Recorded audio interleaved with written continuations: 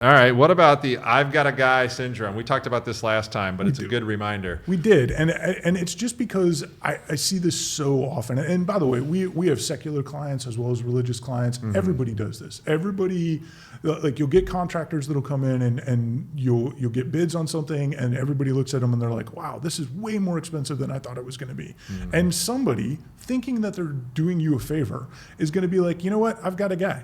Yeah. This dude, we don't need to hire these contractors to do this renovation project.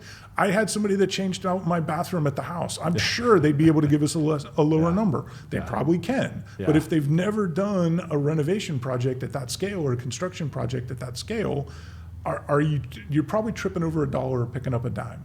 Yeah. And and we see this over and over. I just had a congregation that had a roof leak, and there's multiple congregations that worship in this facility, and one of the pastors was like, "Hey, I've got a guy. Somebody in my congregation works for a roofing company. He's willing to come out. He's willing to get up on the roof and do this." Well, I know you're already thinking through this, but immediately my thought went to, okay, this guy doesn't have insurance.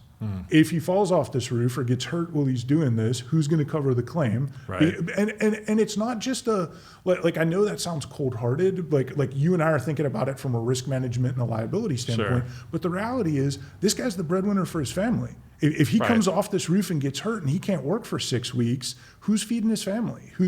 So I think that's the other reason why this is so dangerous is just sitting there and saying, yes, you might get it less expensively, but at what cost? Right.